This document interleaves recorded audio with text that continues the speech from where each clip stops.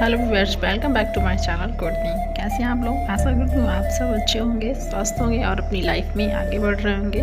तो फिर से एक नए ब्लॉग के साथ मैं आ चुकी हूँ। एग्ज़ाम के बहुत कम दिन बचे हैं, समय धीरे धीरे बीतता जा रहा है और एग्ज़ाम करीब आ रहा है। थोड़ी सी टेंशन भी हो रही है और कभी कभी लग रहा है प्रिपरेशन अच्छी है, कभी कभी लग रहा है ये नहीं पढ़ा है।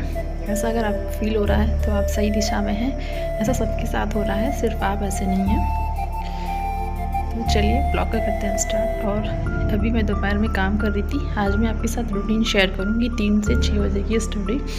तो अभी बज रहा है 2 और सब लोग को खाना खा के चले गए थे, लेकिन फिर मुझे लग रही थी छोटी मोटी भूख जो लगती रहती है पढ़ने के बीच बीच में। तो मैंने सोचा भी मैं पकौड़ियाँ बना के खा लेती हूँ, मन कर रहा था। तो मैं उसी की तैयारी कर रही थी, प्याज और आलू की पकौड़ियाँ बना के। साथ में मैंने सैलेड बनाया अपने बेटे के लिए, उसको भी खिला दूँगी, वो भी सो जाएगा।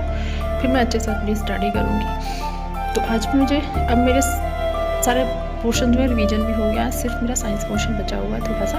तो आज भी मैं उसे ही कंप्लीट करूँगी, क्योंकि 3 दिन से मैंने उसको नहीं पढ़ा हुआ था और सारे सब्जेक्ट पढ़े हुए थे।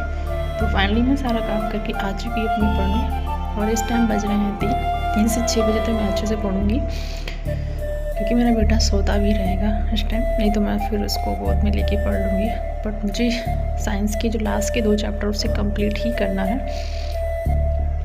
लेन से क्वेश्चन बहुत पूछे जाते हैं, अब आवर्त सारणी से भी क्वेश्चन आते हैं, तो मैं इसलिए उसे भी कंप्लीट कर रही थी। और इसमें ये होता है कि अगर आप पॉइंट देख लेते हो तो उससे भी क्वेश्चन फंस जाते हैं। और वैसे भी सीटेट में थोड़े से क्वेश्चन लेंदी होते हैं, लेकिन वो एनसीईआरटी बेस होते हैं। इसलिए अगर आपकी एनसीईआरटी 6, 7, 8 की अगर आपने पढ़ी है तो आप अच्छे से क्वेश्चन कर लोगे, क्योंकि उसी के अकॉर्डिंग क्वेश्चन आते हैं और पूछने का तरीका भी वैसा ही होता है। एनसीईआरटी में जो पीछे प्रैक्टिस सेट दिए होते हैं, क्वेश्चन पूछने का फॉर्म, उसी तरीके से ये लोग पूछते हैं। तो यहाँ मैं अपना साइंस का जो पोर्शन है उसे कंप्लीट कर लूँगी। मैथ का मैराथन क्लासेस आ चुका है सर का 15 तारीख को, तो उसके बाद भी मैं रात पे अपना मैराथन लगाऊंगी जो सर ने दिया है 3-4 घंटे का। इससे क्या हुआ कि मैथ में वैसे भी सिर्फ कॉन्सेप्ट ही तैयार करने होते हैं आपको, क्वेश्चन तो वही रहते हैं, सिर्फ डिजिट चेंज होती है। तो उससे मैथ का तो अच्छा हो जाएगा। मेरी मैथ अच्छी है तो मुझे इतना टेंशन नहीं है मैथ के लिए। जिसकी नहीं है उसके लिए बता रही हूँ, अगर आप 2-4 बार प्रैक्टिस करोगे उन क्वेश्चनों की सर की क्लास को देखकर, तो आपको बहुत बेनिफिट मिलने वाला है। और साथ ही अच्छा भी है क्योंकि एग्ज़ाम है, और अगर कम टाइम में आपका सिलेबस कंप्लीट हो जाता है तो ये बहुत अच्छी बात है। तो आप एक बार ज़रूर देखिएगा, अगर क्लास आपको अच्छी लगे तो पवन सर की तो लीजिएगा और अपना मैथ पोर्शन अच्छा कर लीजिए, वो आपके लिए बहुत बेनिफिट होने वाला है। तो फाइनली सारा काम करके फिर मैं आई किचन में। शाम का टाइम था तो यहाँ पड़े हुए थे बर्तन। मैंने सोचा चलो पहले के लिए किचन को ही क्लीन कर देते हैं, उसके बाद करते हैं दूसरा काम।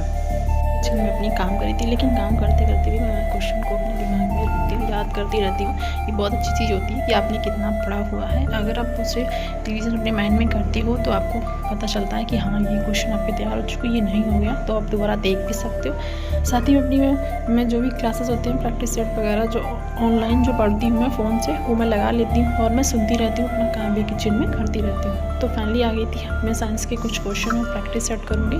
तो मैंने कहा आपके साथ भी शेयर कर दूँ। ये कुछ क्वेश्चन है, दिखा रही हूँ। इस तरीके से पॉइंट टू पॉइंट पूछे जाते हैं। कभी कभी मेनली डिजिट पूछ लेते हैं ये है कि नहीं है। और ये साइंस के जो क्वेश्चन है उसका मैं अब करूँगी प्रैक्टिस।